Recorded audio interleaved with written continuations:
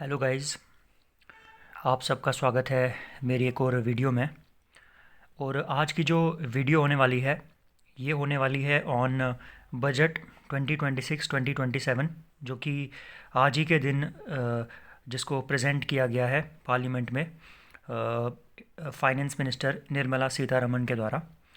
और आज ये जो पूरा बजट जो प्रस्तुत किया गया है पार्लियामेंट में, आज हम इस पूरे बजट को एनालाइज करेंगे एंड जितने भी मेन इंपॉर्टेंट फीचर्स हैं इस बजट के वो सब हम लोग देखेंगे। This video is going to be very important for all the competitive examinations because budget से रिलेटेड क्वेश्चंस हर एक एग्ज़ाम में पूछे जाते हैं। आपको पता होना चाहिए अबाउट बजट बेसिकली कि हमारा जो गवर्नमेंट है वो किस चीज़ के ऊपर स्पेंड कर रहा है। That is something which everybody should know. So in this video we are going to talk about that. This topic is going to be very important for UPSC aspirants also and KS aspirants also because there are a lot of questions especially in economics में जो current affairs वाला section होता है उसमें जो है definitely ये पूछा जाता है। So let's start. Let's start this budget. तो first of all अगर हम बात करें तो बजट की जो शुरुआत है वो होती है with India's economic trajectory.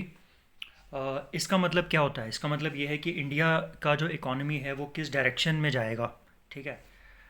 And India की जो इकॉनमी है उसका जो डायरेक्शन है वो क्या होगा। सबसे पहले वी आर टॉकिंग अबाउट विकसित भारत। दैट इज़ हम लोग एम्बिशन की भी बात करेंगे। दैट इज़ इंडिया जो है वो बड़े सपने भी देखेगा and at the same time जो हमारी ग्रोथ होगी that will be inclusive growth. Inclusive growth का मतलब कि हमारे देश का हर नागरिक चाहे वो किसी भी वर्ग का हो वो जो है वो इस इकोनॉमिक ग्रोथ में जो है भागीदार बनेगा, ठीक है। कुछ इंपॉर्टेंट चीज़ें यहाँ पे बताई गई हैं। सबसे पहले action over ambivalence. That is हम लोग काम करेंगे, हम लोग बातें नहीं करेंगे। We will perform action. Second thing is reform over rhetoric. That is हम झूठे वादे जो है वो नहीं करेंगे, हम लोग रिफॉर्म्स लाएंगे, हम लोग सच में चेंजेस लाएंगे। Third thing is people over populism. That is हमारा जो फोकस है दैट इज़ ऑन पीपल। हमारा फोकस आम जनता के बेनिफिट के लिए है। इसके बाद मेन मकसद इस बजट का क्या है? इस बजट का मेन मकसद हमारा ये है कि हमने जो एस्पिरेशन है दैट इज़ जो हम सपने देख रहे हैं हमने सपनों को जो है हकीकत में बदलना है। और जो पोटेंशियल है जो कि हम बात करते हैं कि हम इंडिया एक पोटेंशियली जो है डेवलप्ड कंट्री है, हमने उस पोटेंशियल को परफॉर्मेंस में बदलना है, ठीक है। चार मेन फीचर्स इस बजट के होंगे। सबसे पहला जो फीचर है that is going to be stability. Stability का मतलब कि जो हमारा इकॉनमी है वो स्टेबल रहेगा, उसमें कोई लाइक डाउनफॉल देखने को नहीं मिलेगा। Physical discipline. That is government का फोकस रहेगा कि जो उनकी वो जो अनवांटेड स्पेंडिंग होती है, जो बेफजूल खर्चा है वो गवर्नमेंट नहीं करे। Third thing is sustained growth, कि जो हमारी गवर्नमेंट है उनका ये फोकस रहेगा कि हमारी जो ग्रोथ है, जो इंडिया 7 to 8% पर ईयर के रेट से ग्रो कर रहा है वो उसी ग्रोथ से आगे बढ़ता रहे एंड जो इन्फ्लेशन है, जो महंगाई है, उसको हम कंट्रोल कर पाएँ, ठीक है। अब इंडियन इकॉनमी जो है that is growing at around 7%, ठीक है। अब इस बजट में कुछ इंपॉर्टेंट चीज़ें हैं जिसके जिसके ऊपर फोकस किया गया है। सबसे पहला फोकस होगा हमारा एनर्जी सिक्योरिटी के ऊपर। इसका मतलब क्या है कि हमारा ये मकसद रहेगा कि हमारा जो देश है, हमारे देश को एनर्जी की कोई कमी ना हो, ठीक है। इलेक्ट्रिसिटी जो है वो हर इंसान तक पहुंचे, ठीक है। इंडस्ट्रीज़ के लिए जो इलेक्ट्रिसिटी एनर्जी चाहिए वो हमारे पास अवेलेबल हो। Reduced critical import dependence. जो क्रिटिकल जो मेटल्स हैं, जो रेयर अर्थ मेटल्स हैं, जो कि आज के टाइम के हिसाब से बहुत इंपॉर्टेंट है, इलेक्ट्रिक व्हीकल्स की मैन्युफैक्चरिंग में या स्मार्टफोन्स की मैन्युफैक्चरिंग में इंपॉर्टेंट है, उनको हमने अपने देश में ही जो है उनकी माइनिंग करनी है, हमने बाहर से उनको इंपोर्ट नहीं करना है। Third thing is far reaching structural reforms, कि हम अपनी इकोनॉमिक पॉलिसीज़ को चेंज करेंगे, हम अपनी इकोनॉमिक पॉलिसीज़ को में बदलाव लाएंगे जिससे हमारी जो इंडियन इकॉनमी है वो ग्रो करे, वो और ज़्यादा नई दिशाओं में चले जाए। Physical prudence. दैट इज़ हमारा ये मकसद रहेगा कि जो हमारी गवर्नमेंट की जो स्पेंडिंग है, गवर्नमेंट का जो खर्चा है वो ऐसी चीज़ों पे हो जो बेनिफिशियल हो, बेफजूल खर्चा हम नहीं करेंगे। मॉनेटरी स्टेबिलिटी का मतलब कि हमने अपने देश की करेंसी जो है उसको स्ट्रॉन्ग रखना है और इन्फ्लेशन को जो है बढ़ने से जो है हमने रोकना है। इसके अलावा गवर्नमेंट का जो फोकस है वो होगा लोगों पे, लोगों के हित के लिए काम करना, लोगों में इन्वेस्ट करना, पब्लिक प्रोजेक्ट्स में इन्वेस्ट करना। और गवर्नमेंट का काम ऐसा होगा कि जिससे जो सिटीजन्स हैं, जो हमारे देश के नागरिक हैं, उनको बेनिफिट मिले। ऑल्सो जो हमारे देश में ही मैन्युफैक्चरिंग जो है, इंडस्ट्रियल सेक्टर जो है उसको बूस्ट जो है वो किया जाएगा। ठीक है। इसके बाद अगर हम बात करें तो युवा शक्ति ड्रिवन बजट, इस बजट को कहा गया है, दैट इज़ ये जो बजट है ये इसमें युवा जो है, हमारा जो यूथ है, उनको जो है सेंटर में रखा गया है। गवर्नमेंट का संकल्प है, गवर्नमेंट का क्या संकल्प है कि हमने हमने पुअर पे फोकस करना है। जो हमारे देश के गरीब लोग हैं, जो अंडर प्रिविलेज्ड हैं, जो हमारे देश के वो लोग हैं जो पीड़ित वर्ग है, उन पे हमारा मेन फोकस रहेगा। ठीक है। क्या क्या कर्तव्य यहाँ पे गवर्नमेंट ने क्या क्या कर्तव्य लिए हैं। सबसे पहला कर्तव्य क्या है कि हमने, पहली बात तो हमारी जो इकोनॉमिक ग्रोथ जिस रेट से चल रही है, उसी रेट से जो है आगे भी इकोनॉमिक ग्रोथ को चलाना है और कोशिश करना है कि हमारी जो इकोनॉमिक ग्रोथ है वो आगे और ज़्यादा तेज़ हो जाए। ऐसा कैसे होगा? ऐसा हम करेंगे कि हम अपनी प्रोडक्टिविटी को बढ़ाएंगे, हमारी जो प्रोडक्शन है वो हम बढ़ाएंगे। ठीक है। कम्पिटिटिवनेस हम बढ़ाएंगे, हम फॉरेन कंट्रीज़ के साथ जो है हम लोग compete करेंगे और हम लोग अपनी इकॉनमी को इतना स्ट्रांग बनाएंगे कि वर्ल्ड में क्या हो रहा है, इंटरनेशनली क्या हो रहा है, उसका हमारी इकॉनमी पे कोई इफ़ेक्ट नहीं पड़ेगा।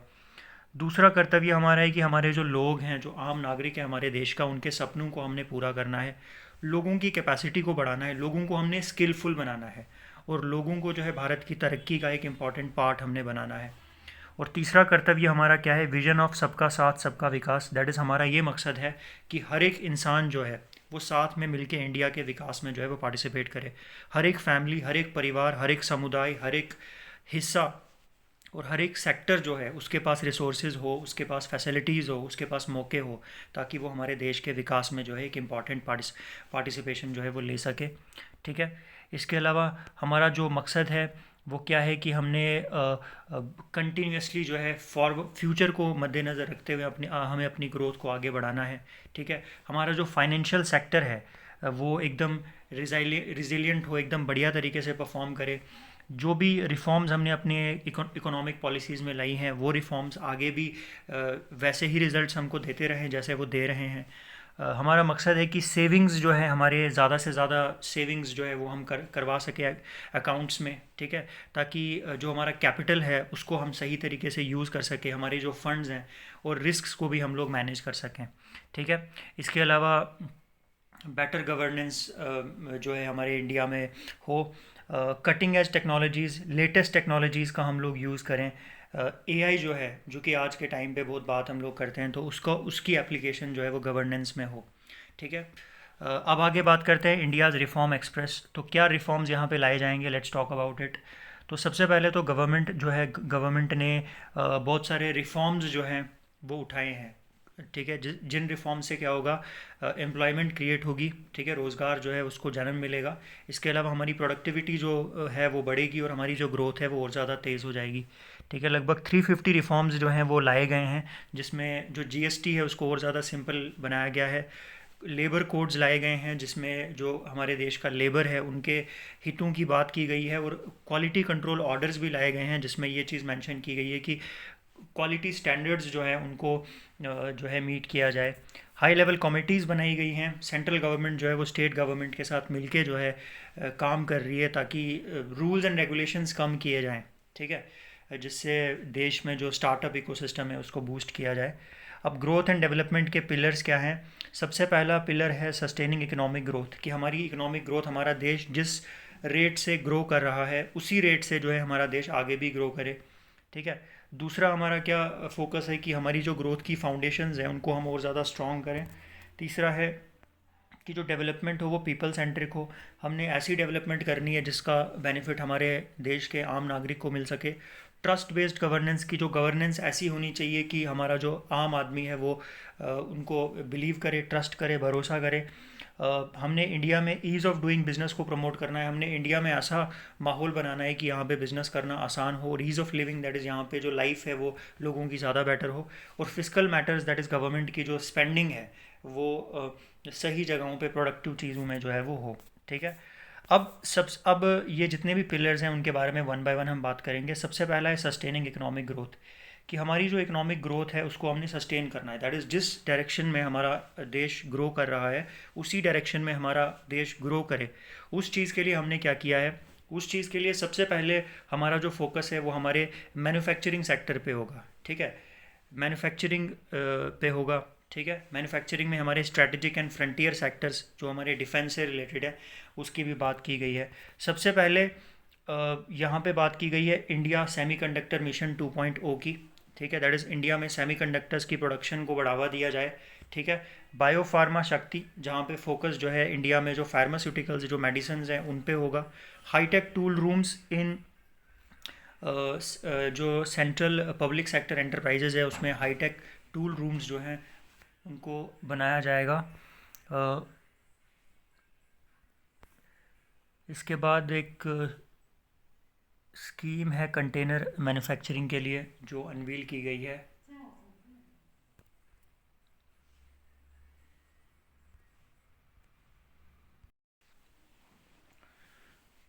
इसके अलावा कंटेनर मैन्युफैक्चरिंग के लिए एक स्कीम जो है वो इंट्रोड्यूस की गई है ताकि जो कंटेनर्स जो इंपोर्ट एक्सपोर्ट के लिए यूज़ होते हैं वो इंडिया में ही मैन्युफैक्चर हो।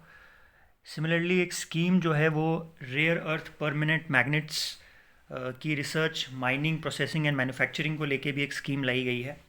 Rare earth permanent magnets basically ऐसे मैग्नेट्स होते हैं जो इम्पॉर्टेंट हैं इलेक्ट्रिक व्हीकल्स की मैन्युफैक्चरिंग के लिए, मोबाइल फ़ोन्स की मैन्युफैक्चरिंग के लिए।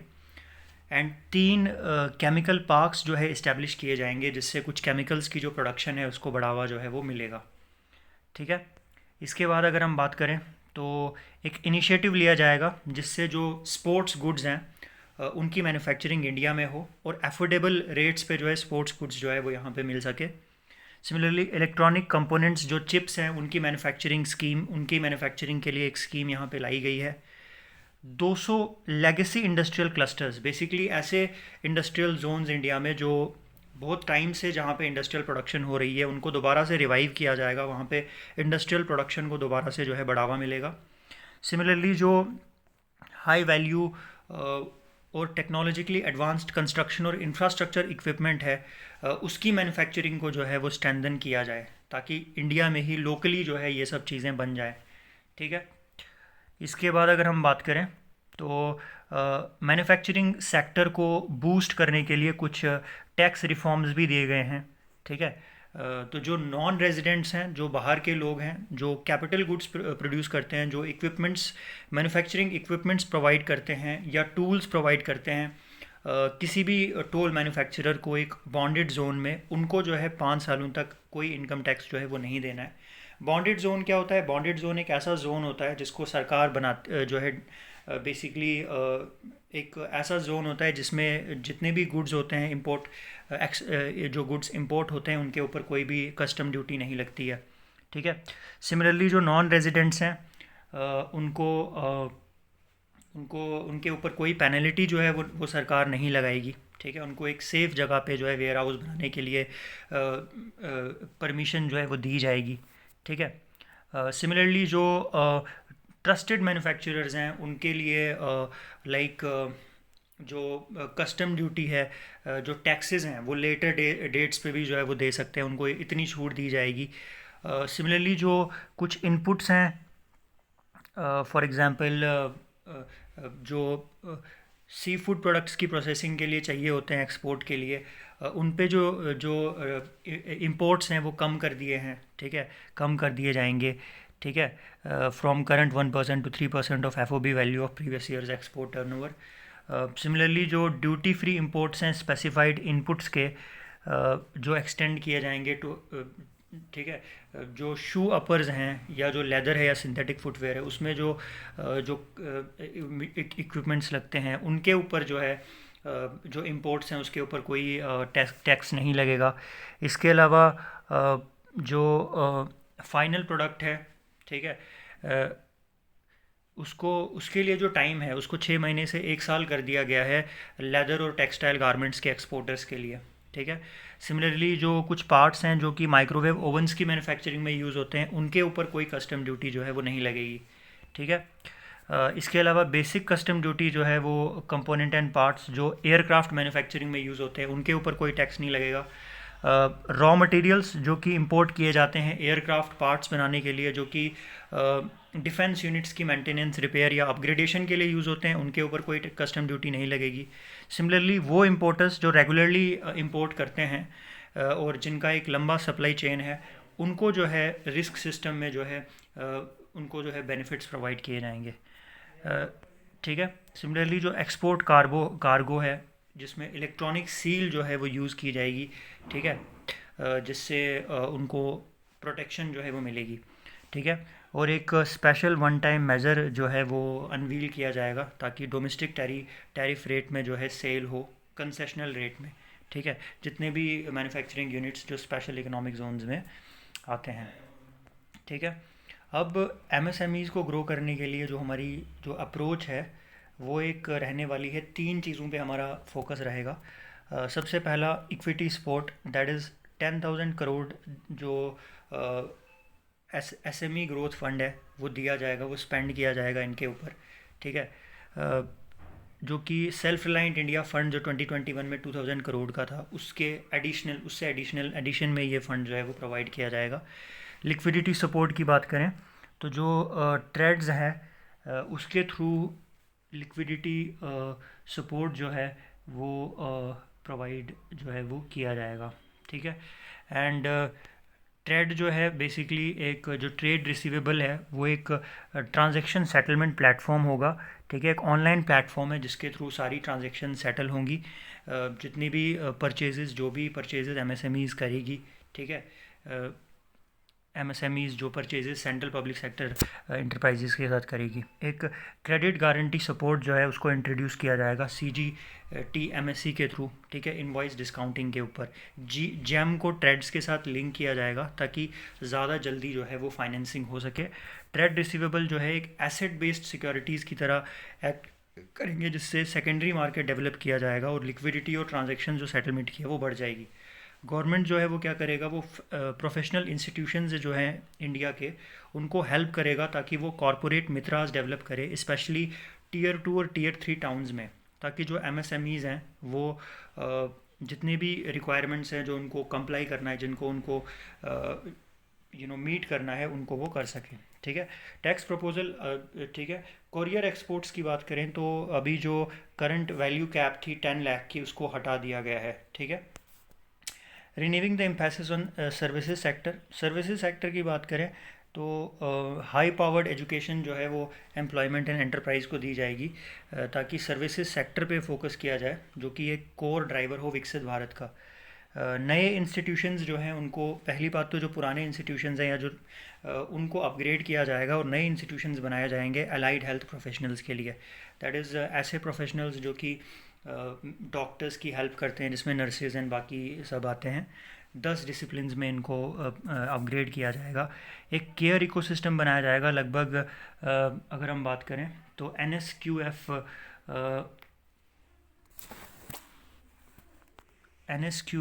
अलाइन प्रोग्राम्स, जिसमें 1.5 lakh multi skilled care givers जो पेशेंट्स की केयर करते हैं, उनको जो है वो ट्रेन किया जाएगा। ठीक है। सिमिलरली मेडिकल टूरिज़्म स्टेट्स को सपोर्ट की जाएगी और 5 हब्स जो हैं वो इस्टेब्लिश किए जाएंगे मेडिकल टूरिज़्म के लिए, प्राइवेट सेक्टर के साथ जो है पार्टनरशिप में। इसके बाद आयुष की बात करें तो 3 नए all India institutes of Ayurveda जो है वो इस्टेब्लिश किए जाएंगे नेशनल लेवल पे।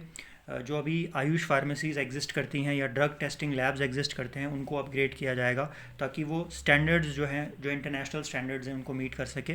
और WHO का जो ग्लोबल ट्रेडिशनल मेडिसिन सेंटर है उसको वो उसमें उसको वो मीट कर सके, उसके स्टैंडर्ड्स को। सिमिलरली ऑरेंज इकोनॉमी का यहाँ पे कंसेप्ट लाया गया है कि AVGC कंटेंट क्रिएटर लैब्स जो है वो इस्टेब्लिश किए जाएंगे 15,000 सेकेंडरी स्कूल्स में और 500 कॉलेजेस में। मतलब स्कूल में और कॉलेजेस में जो बच्चे हैं उनको कंटेंट कैसे बनाते हैं उसको लेके जो है उनको मदद की जाएगी।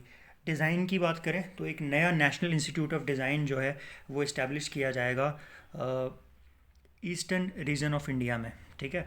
और यहाँ पे जो जिस रूट को फॉलो किया जाएगा दैट इज़ चैलेंज रूट। अब चैलेंज रूट का मतलब क्या होता है कि नॉर्मली क्या होता है ना कि जब आपको एजुकेशन का जो रूट होता है ना, दैट इज़ कि आप ट्वेल्थ पास करते हो उसके बाद ही आप कॉलेज जा सकते हो, बट ये रूट ऐसा है कि कोई भी इंसान जो है, मतलब जिसके पास कैसी भी एजुकेशन क्वालिफिकेशन है, वो जो है यहाँ पे इस इंस्टीट्यूट में जो है एडमिशन ले सकता है। That is a type of informal education. Khelo India mission की बात करें तो एक टैलेंट डेवलपमेंट पाथवे डेवलप किया जाएगा, कोचेज़ को जो है डेवलप किया जाएगा, साइंस एंड टेक्नोलॉजी को भी लाया जाएगा, और स्पोर्ट्स इंफ्रास्ट्रक्चर जो है उसको इंडिया में डेवलप किया जाएगा। ठीक है। इसके बाद एजुकेशन की बात करें तो 5 यूनिवर्सिटी टाउनशिप्स बनाई जाएंगी, ऐसे टाउन्स जहाँ पे बड़ी बड़ी यूनिवर्सिटीज़ को सेटअप किया जाएगा, जितने भी इंडस्ट्रियल सेंटर्स हैं या लॉजिस्टिक कॉरिडोर्स हैं इंडिया के, उनके पास में। ठीक है। जितने भी डिस्ट्रिक्ट हैं इंडिया में, उन सब डिस्ट्रिक्ट्स में जितने भी स्टेम इंस्टीट्यूशंस हैं, दैट इज़ साइंस से रिलेटेड जो इंस्टीट्यूट्स हैं, साइंस टेक्नोलॉजी इंजीनियरिंग या मेडिकल से रिलेटेड जो इंस्टीट्यूशंस हैं, वहाँ पे एक गर्ल्स हॉस्टल जो है वो हर एक डिस्ट्रिक्ट में बनाया जाएगा। ठीक है। 4 टेलीस्कोप इंफ्रास्ट्रक्चर फैसिलिटीज़ को अपग्रेड किया जाएगा। सिमिलरली एक नेशनल इंस्टीट्यूट ऑफ हॉस्पिटैलिटी जो है वो इस्टेब्लिश किया जाएगा, जिसका मेन मकसद होगा कि वहाँ पे हॉस्पिटैलिटी से रिलेटेड एजुकेशन भी प्रोवाइड की जाएगी। सिमिलरली टूरिज़्म को कैसे डेवलप किया जाए उसको भी, उस पर भी फोकस होगा। सिमिलरली जितनी भी 20 टूरिस्ट साइट्स को यहाँ पे डेजिग्नेट किया गया है, उनमें और उन टूरिस्ट साइट्स में लगभग 10,000 गाइड्स को जो है उनको स्किल्स जो है वो प्रोवाइड की जाएगी। इसके बाद national destination digital knowledge grid जो है वो एक ऐसा एक ऑनलाइन प्लेटफॉर्म होगा जिसमें जितनी भी इम्पॉर्टेंट जगहें हैं इंडिया की, उनसे रिलेटेड इन्फॉर्मेशन जो है वो प्रेजेंट रहेगी। इसके अलावा eco friendly mountain trails establish की जाएंगी, टर्टल ट्रेल्स इस्टेब्लिश की जाएंगी। टर्टल ट्रेल बेसिकली आप समझ लो कि समुंदर के किनारे का एक रास्ता होता है जहाँ पे एक कछुआ जो है वो चलता है। और बर्ड वॉचिंग ट्रेल्स भी कुछ स्टेट्स में जो है उनको डेवलप किया जाएगा। जो first ever global big cat summit है, तो ये एक इम्पॉर्टेंट क्वेश्चन है from a current affairs point of view कि पहला ग्लोबल बिग कैट समिट जो है उसको इंडिया होस्ट करेगा। एंड 15 आर्कियोलॉजिकल साइट्स जो है उनको बहुत बढ़िया सुंदर कल्चरल डेस्टिनेशंस में डेवलप किया जाएगा। एंड नॉर्थ ईस्ट रीजन में जो बुद्धिस्ट सर्किट्स हैं उनको डेवलप किया जाएगा। सर्विसेज सेक्टर को बूस्ट करने के लिए कुछ रिफॉर्म्स लाए गए हैं। फॉर एग्जांपल जितनी भी सर्विसेज हैं उनको एक सिंगल कैटेगरी में लाया गया है इंफॉर्मेशन टेक्नोलॉजी सर्विसेज में, और 15.5% का एक जो हार्बर मार्जिन है वो इनको दिया गया है। दैट इज़ ये अपर टैक्स लिमिट है जो उनके ऊपर है, इससे ज़्यादा टैक्स जो है उनसे नहीं लिया जाएगा। सेफ हार्बर थ्रेशोल्ड जो आईटी सर्विसेज का है वो 300 करोड़ से 2000 करोड़ तक जो है वो हो गया है। इसके बाद अगर हम बात करें तो इसके बाद जो सेफ हार्बर का अप्रूवल है आईटी सर्विसेज के लिए, वो एक ऑटोमेटेड रूल ड्रिवन प्रोसेस जो है वो होगा। ठीक है। सेफ हार्बर जो है वो कंटिन्यू किया जाएगा 5 सालों के लिए। ठीक है, कंपनी की चॉइस के अकॉर्डिंग। और यूनिलेटरल एपीए प्रोसेस जो है आईटी सर्विसेज का, वो उसको फास्ट ट्रैक जो है वो किया जाएगा। ठीक है। ठीक है, दैट इज़ इसमें जो है कंपनी और कंट्री के बीच में जो है एक ट्रेड एग्रीमेंट साइन होगा। मॉडिफाइड रिटर्न्स की जो फैसिलिटीज़ हैं उनको एक्सटेंड किया जाएगा। टैक्स हॉलीडेज़ जो है वो 2047 तक दी जाएंगी फॉरेन कंपनीज़ को, जो क्लाउड सर्विसेज ग्लोबल कस्टमर्स को देंगी India based data centre services के थ्रू। तो रिलेटेड एंटिटीज़ जो डेटा सेंटर सर्विसेज इंडिया को देंगी उनको 15% का सेफ़ हार्बर मिलेगा। ठीक है। दैट इज़ अब ये जो सेफ़ हार्बर है, बेसिकली सेफ़ हार्बर का मतलब क्या होता है कि जो टैक्स अथॉरिटीज़ जो एक प्रॉफिट मार्जिन फिक्स करके रखती है कि इतना प्रॉफिट मार्जिन हो सकता है, that is safe harbour. Global income जो नॉन रेजिडेंट एक्सपर्ट की है, ठीक है, उसको भी, उस पर भी कोई टैक्स नहीं लगेगा for a period of 5 years. Right. Financial sector की बात करें तो हाई लेवल कमेटी जो है वो सेटअप की जाएगी बैंकिंग के लिए, विकसित भारत के लिए, जो कि इंडिया की जो अगली ग्रोथ फेज़ है उसके साथ अलाइन करेगी। ठीक है। लगभग 100 करोड़ का जो इंसेंटिव है वो दिया जाएगा म्यूनसिपल बॉन्ड्स के इशुएंस के लिए, लगभग 1000 करोड़। करंट स्कीम जो अमृत के अंडर है वो कंटिन्यू करेगी। पावर फाइनेंस कॉरपोरेशन और रूरल इलेक्ट्रिफिकेशन कॉरपोरेशन जो है उसमें थोड़ा सा उसका जो स्ट्रक्चर है उसको चेंज किया जाएगा। फॉरेन एक्सचेंज मैनेजमेंट डेब्ट इंस्ट्रूमेंट रूल्स जो है उसको भी दोबारा से जो है उसमें बदलाव लाए जाएंगे, और मार्केट मेकिंग फ्रेमवर्क जो है उसको इंट्रोड्यूस किया जाएगा। ठीक है। एंड टोटल रिटर्न स्वैप्स जो है वो कॉरपोरेट बॉन्ड्स पे होंगे। ठीक है। उसके बाद अगर हम बात करें तो टैक्स प्रपोजल्स क्या हैं फाइनेंशियल सेक्टर के लिए, कि जो सिक्योरिटीज़ ट्रांजैक्शन टैक्स है, दैट इज़ जो जब आप शेयर्स को बेचते हो या ख़रीदते हो उस पर जो टैक्स लगता है, दैट इज़ एसटीटी। तो फ्यूचर्स पे जो आप जो फ्यूचर बेसिकली एक ट्रांजैक्शन होती है, जो आप ख़रीदते हो, स्टॉक ख़रीदते हो जो, और फ्यूचर में आपको ज़्यादा पेमेंट मिलती है, तो उस पर जो एसटीटी है वो 0.02% से 0.05% कर दिया गया है। और ऑप्शंस प्रीमियम और एक्सरसाइज ऑफ ऑप्शंस पे जो है 0.15% से 0.15% किया है फ्रॉम 0.1 एंड 0.125%। ठीक है। सिमिलरली जो हमारा फार्मर है उनकी इनकम को हमने बढ़ाना है। ठीक है। एग्रीकल्चर और एलाइड सेक्टर में जो हमारी प्रोडक्टिविटी है उसको हमने बूस्ट करना है। सबसे पहला एक प्रोग्राम है हमारा हॉर्टिकल्चर पे। हॉर्टिकल्चर का जो प्रोग्राम है इसमें हमारा मकसद रहेगा कि जो ऑर्चर्ड्स पुराने हैं, ठीक है, जिन ऑर्चर्ड्स में जो प्रोडक्शन है वो कम है, उनको जो है दोबारा से उनको उनकी जगह पे नए ऑर्चर्ड्स बनाए जाएंगे। और हाई डेंसिटी कल्टीवेशन कुछ सेलेक्टेड क्रॉप्स की, जैसे कि walnuts, almonds and pine nuts जो है उसको बूस्ट किया जाएगा। इसके बाद एनिमल हस्बेंड्री की अगर हम बात करें तो एनिमल हस्बेंड्री में जो एंटरप्रेन्योरशिप है उसको सपोर्ट किया जाएगा, ताकि रूरल एरियाज़ में और पेरी अर्बन एरियाज़ में, दैट इज़ सब अर्बन एरियाज जो रूरल एंड अर्बन के बीच में आते हैं, वहाँ पे जो जॉब क्रिएशन है उसको सपोर्ट किया जाए। ठीक है। वेटनरी और पैरावेट कॉलेजेस को इस्टेब्लिश करने के लिए जो है सब्सिडी स्कीम जो है वो दी जाएगी। वेटनरी हॉस्पिटल्स इस्टेब्लिश किए जाएंगे। डायग्नोस्टिक लैब्स और ब्रीडिंग फैसिलिटीज़ प्राइवेट सेक्टर में दी जाएंगी। सपोर्टिंग हाई वैल्यू एग्रीकल्चर, तो कोकोनट प्रोडक्शन स्कीम, ताकि कोकोनट की प्रोडक्शन बढ़ जाए और इसकी प्रोडक्टिविटी बढ़े। Indian cashew and cocoa programmes, similarly dedicated programme for Indian cashew and cocoa. ठीक है। ट्रेनिंग जो है वो वही दी जाएगी जो जॉब से रिलेटेड हो। फिशरीज़, 500 रिजर्वायर्स को जो है अमृत सरोवर्स में डेवलप किया जाएगा। फिशरीज़ की जो वैल्यू चेन है कोस्टल एरियाज़ के अलॉन्ग उसको डेवलप किया जाएगा और मार्केट लिंकेजेस इस्टेब्लिश किए जाएंगे। सैंडलवुड, ठीक है, मेन फोकस होगा सैंडलवुड की कल्टीवेशन पे और पोस्ट हार्वेस्ट प्रोसेसिंग पे। भारत विस्तार, दैट इज़ जो एग्री स्टैक पोर्टल्स और आईसीआर पैकेज है एग्रीकल्चरल प्रैक्टिसेस का, उसको एआई सिस्टम्स के साथ इंटीग्रेट किया जाएगा। टैक्स प्रपोजल्स की बात करें तो इंडियन फिशिंग वेसल अगर एक्सक्लूसिव इकोनॉमिक जोन में, दैट इज़ 200 नॉटिकल माइल्स तक का जो रीजन होता है इंडियन कोस्ट लाइन से, उसको एक्सक्लूसिव इकोनॉमिक जोन बोला जाता है। उसमें अगर एक इंडियन फिशिंग वेसल मछली पकड़ती है या हाई सीज़ में पकड़ती है तो उसके ऊपर कोई भी ड्यूटी जो है वो नहीं लगाई जाएगी। ठीक है। और इस फ़िश की जो लैंडिंग है उसको अगर फॉरेन पोर्ट पे हुई तो उसको एज एक्सपोर्ट ऑफ गुड्स जो है वो ट्रीट किया जाएगा। ठीक है। प्राइमरी कोऑपरेटिव सोसाइटी जो है उनको जो है डिडक्शन उनके ऊपर जो टैक्स लगता है उसको कम किया जाएगा अगर वो कैटल फीड सप्लाई करेंगे या कॉटन सीड जो है उसको सप्लाई करेंगे। इंटर कोऑपरेटिव सोसाइटी की जो इनकम है उसको डिडक्शन माना जाएगा। ठीक है। Under new tax regime. ठीक है, कि जितना पैसा वो मेंबर्स को देंगे उतना जो है टैक्स उनका कम हो जाएगा। ठीक है। सिमिलरली जो नेशनल कोऑपरेटिव फेडरेशन है, ठीक है, जो डिविडेंड इनकम रिसीव करेंगे इन्वेस्टमेंट से, ठीक है, तो उनको उन पे भी जो टैक्स डिविडेंड है वो कम हो जाएगा। ठीक है। और जो डिविडेंड्स वो मेंबर कोऑपरेटिव्स में डिस्ट्रीब्यूट करेंगे उतना जो है उनको उनका टैक्स जो है वो एग्जाम्प्ट हो जाएगा। ग्रोथ की को स्ट्रेंथन करने के लिए और ग्रोथ की फाउंडेशंस क्या क्या होंगी, सबसे पहली फाउंडेशन होगी हमारा इंफ्रास्ट्रक्चर। तो बहुत सारे जो इनिशिएटिव्स हैं, large scale enhancement of public infrastructure, जिसमें इनविट्स आते हैं, REITs आते हैं, ठीक है, NIIF एंड NABFID आते हैं। तो मेन फोकस जो है हमारा वो इंफ्रास्ट्रक्चर पे होगा। जितने भी शहर जिनकी पॉपुलेशन 5 लाख से ऊपर है, चाहे वो टियर 2 में हो या टियर 3 में, उन वहाँ पे हमने इंफ्रास्ट्रक्चर को डेवलप करना है। अब यहाँ पे कंपैरिजन बताया गया है कि फाइनेंशियल ईयर 15 में 2 लाख करोड़ जो है वो स्पेंड किया जाता था पब्लिक कैपेक्स इंफ्रास्ट्रक्चर प्रोजेक्ट्स पे, और अभी जो है 12.2 करोड़ स्पेंड किया जाता है। ठीक है। इंफ्रास्ट्रक्चर रिस्क गारंटी फंड जो है वो डेवलप किया जाएगा, ताकि लैंडर्स जो है उनको गारंटी दी जाए कि इन केस अगर वो लोन रिपे नहीं कर पाए तो उनको सरकार ज़्यादा तंग नहीं करेगी। ठीक है।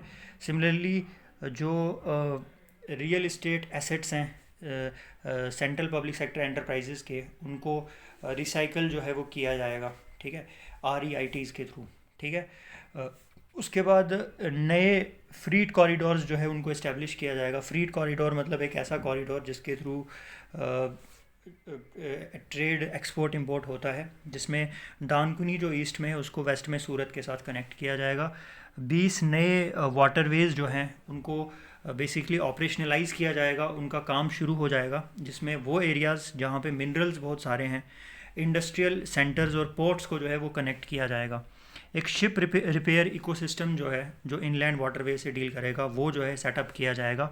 इसके अलावा एक कोस्टल कार्गो प्रमोशन स्कीम जो है वो लॉन्च की जाएगी, जिससे जो इनलैंड वाटरवेज और कोस्टल शिपिंग का जो शेयर है इंडिया में वो 6 से 12% हो जाएगा 2047 तक। एक सी प्लेन वीजीएफ स्कीम जो है उसको लॉन्च किया जाएगा ताकि जो सी प्लेन्स की मैन्युफैक्चरिंग है वो इंडिया में हो सके। 2 लाख करोड़ की जो सपोर्ट है वो सास्की स्कीम के अंडर जो है स्टेट्स को दी जाएगी। इसके अलावा एक integrated east coast industrial corridor जो है उसको डेवलप किया जाए, उसके लिए पूर्वोदया जो एक नई स्कीम है वो इंट्रोड्यूस की गई है। अब हम ये चीज़ इंश्योर करेंगे कि एनर्जी जो है, एनर्जी की जो सिक्योरिटी एंड स्टेबिलिटी है वो मेंटेन हो, वो कम ना हो। ठीक है, सबसे पहली हमारी स्कीम क्या है कि हमने carbon capture utilisation and storage जो है उसको अडॉप्ट करना है, और इस स्कीम के ऊपर 20,000 करोड़ जो है दैट विल बी स्पेंड। ठीक है, सिमिलरली जो बेसिक कस्टम ड्यूटी है वो सोडियम एंटीमोनेट के इंपोर्ट पे जो है वो कम कर दी जाएगी, ख़त्म कर दी जाएगी, जिसका यूज़ सोलर गैस की मैन्युफैक्चरिंग पे होता है। सिमिलरली जो कैपिटल गुड्स जो क्रिटिकल मिनरल्स की प्रोसेसिंग के लिए चाहिए, उसके लिए भी जो बेसिक कस्टम ड्यूटी लगती है वो एकदम ख़त्म हो जाएगी। ठीक है, सिमिलरली जो बीसीडी है वो कैपिटल गुड्स जो लिथियम आयन सेल्स की मैन्युफैक्चरिंग के लिए चाहिए या बैटरीज़ के लिए चाहिए, उसके ऊपर भी कोई इंपोर्ट ड्यूटी नहीं लगेगी। बेसिक कस्टम ड्यूटी जो है वो गुड्स जो न्यूक्लियर पावर प्रोजेक्ट्स के लिए चाहिए उस पर भी जो है एग्जाम्शन लगाई गई है 2035 तक, और जितने भी न्यूक्लियर प्लांट्स हैं उन तक जो है इसको एक्सपेंड किया गया है, और जितना भी वैल्यू है बायोगैस का उसको एक्सक्लूड किया गया है सेंट्रल जो एक्साइज ड्यूटी है उससे। ठीक है, अब अर्बनाइजेशन की बात करें तो जितने भी शहर हैं हमारा ये फोकस है कि वो अपने फुल पोटेंशियल पे काम कर सके। हमारा जो मेन फोकस है वो टीयर 2 और टीयर 3 सिटीज़ पे होगा, और टेंपल टाउन्स पे होगा, ऐसे टाउन्स पे होगा जहाँ पे पॉपुलर रिलीजियस जगहें हैं। Growth connectors 7 high speed rail corridors establish किए जाएंगे कुछ बड़े शहरों के बीच में। For example Mumbai Pune Hyderabad Bengaluru, Hyderabad Chennai Bengaluru, Delhi Varanasi Siliguri. ठीक है, environmentally sustainable passenger systems develop किए जाएंगे। इसके अलावा पीपल सेंट्रिक डेवलपमेंट की हमारी जो डेवलपमेंट होगी that will be people centric, main focus will be on upliftment of people. ठीक है, हमने क्या करना है, हमने एक केयर इकोसिस्टम डेवलप करना है। ठीक है, कि जो ओल्ड लोग हैं, जो बूढ़े लोग हैं, उनकी केयर पे फोकस करना है। लगभग 1.5 lakh multi skilled care givers को हमने ट्रेन करना है। सेल्फ हेल्प एंटरप्रेन्योर मार्ट्स हमने इस्टेब्लिश करने हैं। ठीक है, दिव्यांगजन कौशल योजना एक नई योजना सरकार ने निकाली है, जिसमें जितने भी डिसेबिलिटी ग्रुप्स हैं उनको एक सही रोज़गार मिल सके, उसके लिए उनको अपॉर्चुनिटीज़ दी जाएंगी। दिव्यांग सहारा योजना, हाई क्वालिटी जो असिस्टिव डिवाइसेस हैं वो सारे दिव्यांग्स को जो है वो मिलेंगी। Artificial limb manufacturing corporation of India को सपोर्ट मिलेगी ताकि असिस्टिव डिवाइसेस की जो प्रोडक्शन है उसको जो है वो स्केल अप किया जाए। रिसर्च एंड डेवलपमेंट में इन्वेस्ट किया जाएगा और एआई इंटीग्रेशन में। पीएम दिव्यांश केंद्रास जो है इनको स्ट्रेंथन किया जाएगा इस modern retail style centres. NIMHANS 2 and national mental health institutes जो रांची एंड तेजपुर में है उनको अपग्रेड किया जाएगा। एमरजेंसी एंड ट्रॉमा सेंटर्स जो है वो डिस्ट्रिक्ट हॉस्पिटल्स में इस्टेब्लिश किए जाएंगे। Trust based governance that is duty deferral period जो है उसको इन्हांस किया जाएगा tier 2 and tier 3 authorised economic operators को 15 से 30 दिन तक, दैट इज़ उनको ज़्यादा जो है मोहलत दी जाएगी अपना टैक्स पे करने के लिए। एलिजिबल मैन्युफैक्चरर इंपोर्टर्स जो है उनको ये ड्यूटी डेफरल मिलेगा। गवर्नमेंट एजेंसीज़ को इनकरेज किया जाएगा कि वो AEO एक्रेडिशन जो है उनको मिल सके। कस्टम्स वेयर हाउसिंग फ्रेमवर्क जो है उसको ट्रांसफॉर्म किया जाएगा एक warehouse operator centering system में। ठीक है, जिसमें सेल्फ डिक्लेरेशंस पे भी फोकस होगा। वैलिडिटी पीरियड जो रूलिंग का है जो कस्टम्स पे लगती है वो 3 से 5 साल कर दिया गया है। बिल ऑफ एंट्री की जो फाइलिंग है ठीक है, वो एक ट्रस्टेड इम्पोर्टर की होगी, और ऑटोमेटिकली कस्टम्स जो है वो नोटिफाई कर दिए जाएंगे। रेगुलर इंपोर्टर्स जिनकी एक लंबी सप्लाई चेन है, उनको रिकॉग्नाइज़ किया जाएगा। अगर उनका कोई रिस्क हुआ तो उसमें सरकार उनकी हेल्प करेगी, ठीक है। और उनकी वेरिफिकेशन जो है कार्गो की, वो कम हो जाएगी। फिर ease of doing business and ease of living की बात करें तो वो लोग, इंडिविजुअल पर्सन्स जो इंडिया के बाहर रहते हैं, रेजिडेंट आउटसाइड इंडिया, उनको परमिट किया जाएगा कि वो जो इंडिया की लिस्टेड कंपनीज़ हैं उनमें जो है वो इन्वेस्ट कर सके, ठीक है। जो interest motor accident claim tribunal देगा, ठीक है, एक नेचुरल आदमी को, उस पर कोई इनकम टैक्स जो है वो नहीं लगेगा, और कोई भी टीडीएस जो है उसके अकाउंट पे नहीं लगेगा, ठीक है।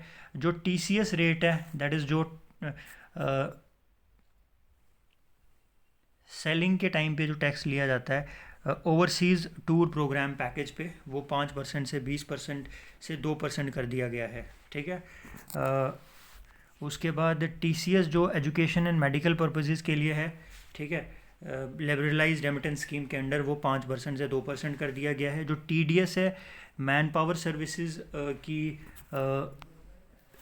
इनकम पे जो टैक्स लगेगा, that is TDS. Man power services की सप्लाई पे दैट इज़ 1% या 2%। एक लोअर या नील डिडक्शन सर्टिफिकेट जो है आपको एक रूल बेस्ड ऑटोमेटेड प्रोसेस के थ्रू जो है वो आपको ऑब्टेन करना है स्मॉल टैक्स पेयर्स को।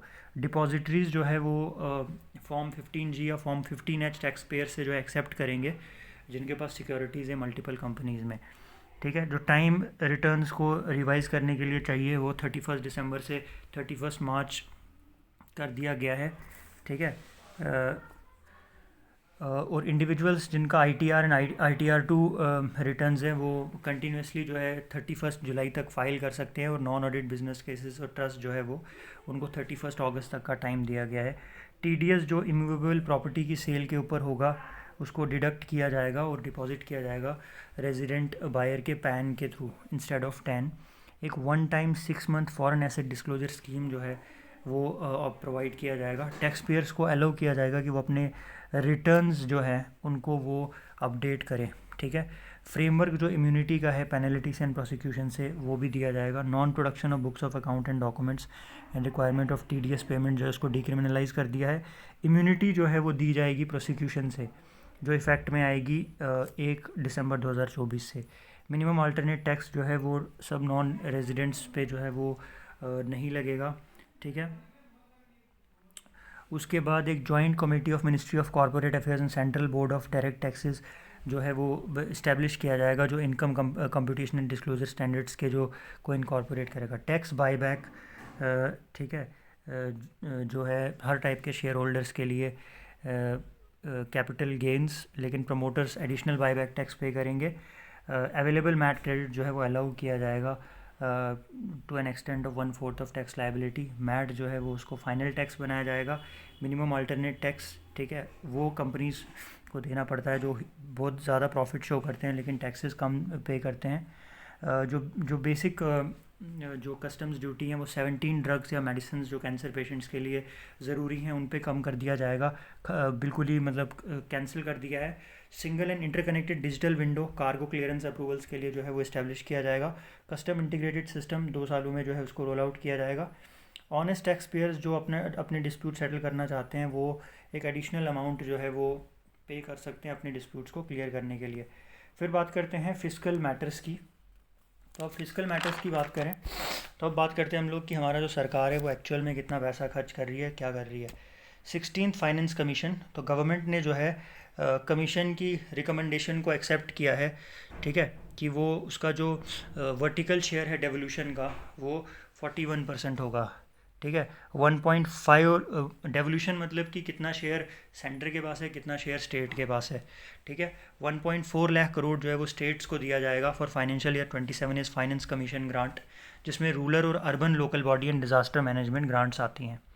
फिस्कल कंसोलिडेशन की बात करें तो सेंट्रल गवर्नमेंट जो है उसका टारगेट है कि हमारा जो डेब्ट टू जीडीपी रेशियो है दैट इज़ 50+1% वो हो 2030 तक। डेब्ट टू जीडीपी का रेशियो का मतलब कि कितना इंडिया का जीडीपी है, ठीक है, वो एंड डेब्ट कितना है। डेब्ट का मतलब कि कितना कितनी उधारी है सरकार की, और अभी का जो डेब्ट टू जीडीपी रेशियो है that is estimated to be 55.6% of GDP. This is very important number.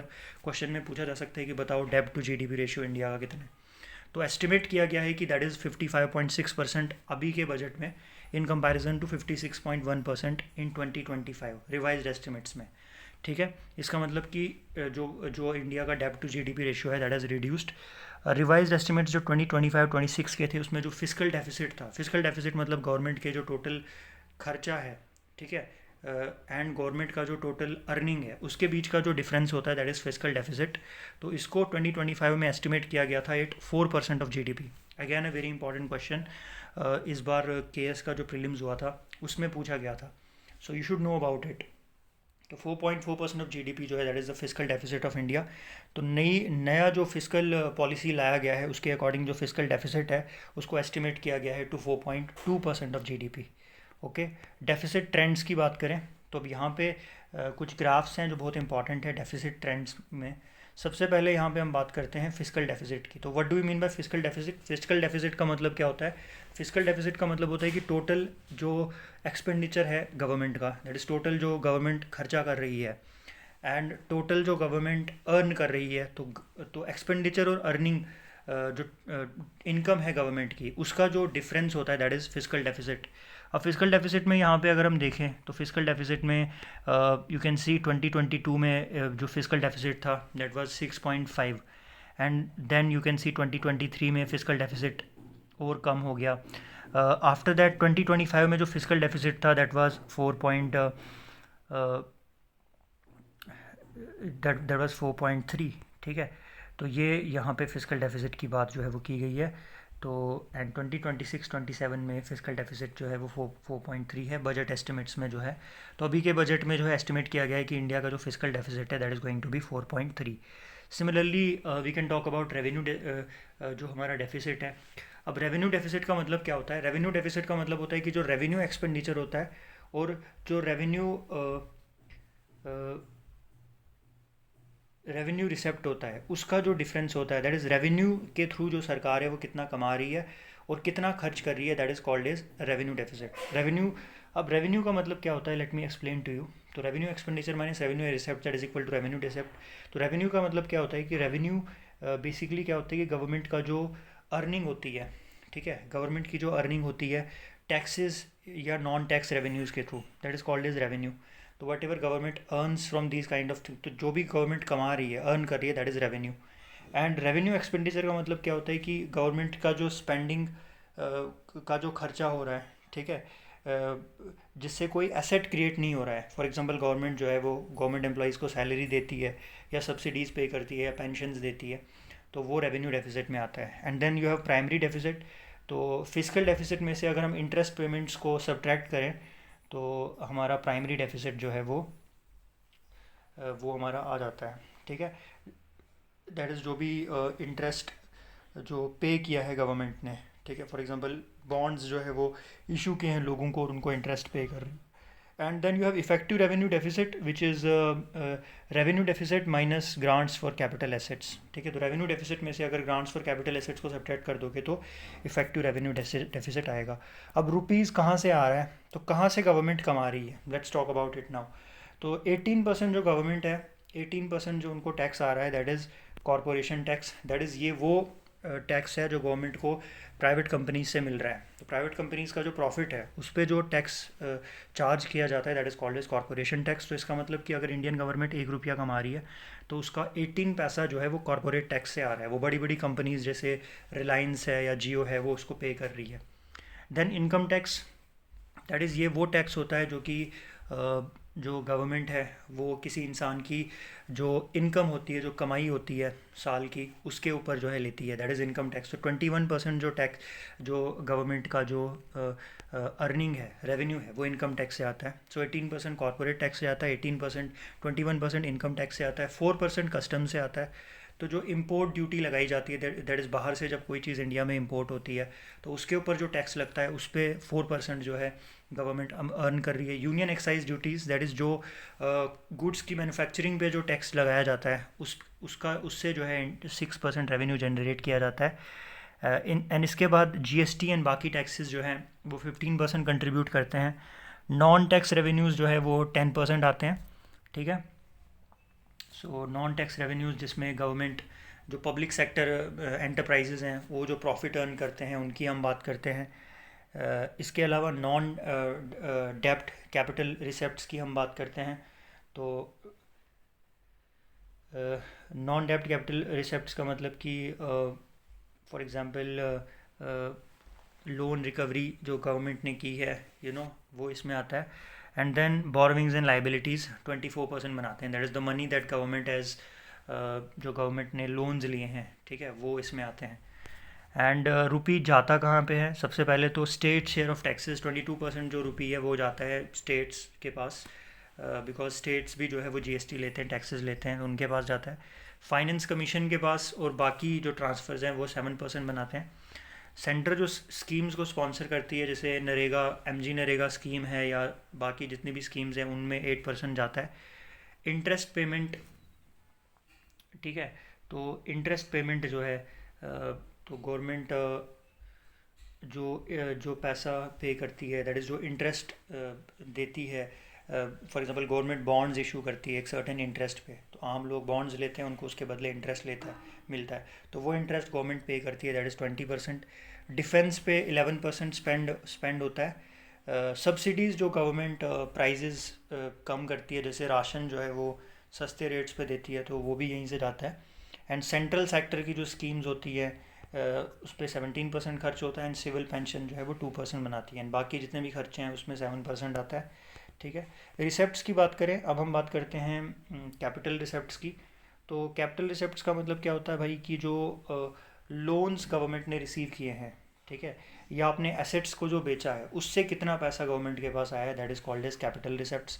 तो कैपिटल रिसेप्ट्स की अगर हम बात करें तो यहाँ पे 2024 एंड 25 के जो कैपिटल रिसेप्ट्स थे वो कितने थे? वो 16.2 लाख करोड़ थे। 2025 में जो बजट में जो एस्टिमेट लगाया गया था that was 16.4 lakh crore, but actual में जो एस्टिमेट्स आए थे देवर 16.2 करोड़। अभी के बजट में एस्टिमेट लगाया गया है कैपिटल रिसेप्ट्स का 18.5 लाख करोड़, ठीक है। एंड रिवाइज्ड एस्टिमेट्स जो at the end of year आ जाएंगे, ओके। एंड रेवेन्यू रिसेप्ट्स की बात करें तो रेवेन्यू रिसेप्ट का मतलब क्या होता है? बेसिकली जो भी रेवेन्यू गवर्नमेंट अर्न कर रही है टैक्स से या बाकी नॉन टैक्स सोर्सेज से, दैट इज़ रेवेन्यू रिसेप्ट्स। तो एक्चुअल्स 30.4 लाख करोड़ थे 2024 में। एंड देन 2025 में budget estimates were around 34.2, actual 33.4 थे। एंड अभी जो एस्टिमेट्स हैं दे आर 35.3। एक्सपेंडिचर्स की बात करें तो कैपिटल एक्सपेंडिचर कितना है, we are going to talk about that, ठीक है, कि कैपिटल एक्सपेंडिचर जो है वो कितना है। एंड जो रेवेन्यू एक्सपेंडिचर है वो जो है वो कितना है, ठीक है। तो अगर हम कैपिटल एक्सपेंडिचर की बात करें तो कैपिटल एक्सपेंडिचर जो था 2024 में दैट वाज 13.2, ठीक है। एंड उसके बाद जो बजट एस्टिमेट था 15.5, 2025 में 14, एंड अभी का जो कैपिटल एक्सपेंडिचर है दैट इज 17.1। तो कैपिटल एक्सपेंडिचर बेसिकली एसेट्स पे जो कैपिटल पे जो कितना इन्वेस्ट किया जाएगा, कितना खर्चा करेगी सरकार इंफ्रास्ट्रक्चर प्रोजेक्ट्स वगैरह पे, that is capital expenditure. And revenue expenditure कितना है? Basically all the money that the government will spend on providing the salaries and subsidies and all those things. Actuals 36 lakh crore 2024 में, budget estimate 39.4, revised estimate 38.7 and total 41.3। तो economic foundations India की क्या है भाई? यहाँ पे आप देख सकते हो कि सेंटर का जो नेट टैक्स रेवेन्यू है, ठीक है, वो हम यहाँ पे देखें तो नेट टैक्स रेवेन्यू जो है सेंटर का वो इंक्रीज़ हो रहा है, दैट इज़ इंक्रीजिंग। एंड अभी जो है 2026 में बजट एस्टिमेट्स में it is projected to be 28.7। Non tax revenues भी इंक्रीज़ हो रहे हैं एंड अभी जो है it is projected to be 6.7। And non डेब्ट कैपिटल रिसेप्ट्स जो हैं उनमें एक ट्रेंड देखा गया है कि पहले वो डिक्रीज़ हुए हैं, अभी दे आर ऑल्सो इंक्रीजिंग। अब स्टेट्स एंड यूटीज़ को कितना ट्रांसफ़र होता है? 2022 में 18.7, 2023 में 20.7, 2024 में 22.3, 2025 में 23.4, एंड 2026 में 26.2। ठीक है। और मेजर आइटम्स पे कितना स्पेंडिंग होती है? ट्रांसपोर्ट पे 5,98,520, डिफेंस पे 5,94,585, रूरल डेवलपमेंट पे 2,73,108, होम अफेयर्स 2,55,234, जो भी पुलिस वगैरह होती है, एग्रीकल्चर एंड अलाइड एक्टिविटीज़ पे 1,62,661, एजुकेशन पे 1,39,289, एनर्जी पे 1,09,029, हेल्थ पे 1,04,599, urban development 85,522, IT and telecom 74,560, commerce and industry 70,296, social welfare 62,362, scientific departments 55,756, tax administration 45,500, external affairs 22,119, finance 20,649 and development of north east 6,812। Okay, so with this your budget का जो पूरा analysis है वो यहाँ पे complete हो जाता है। आई होप आपको इस बजट का जो मेजर क्रक्स है वो पता चल गया होगा। So with this our video हम यहीं पे ख़त्म करते हैं। So okay, thank you all.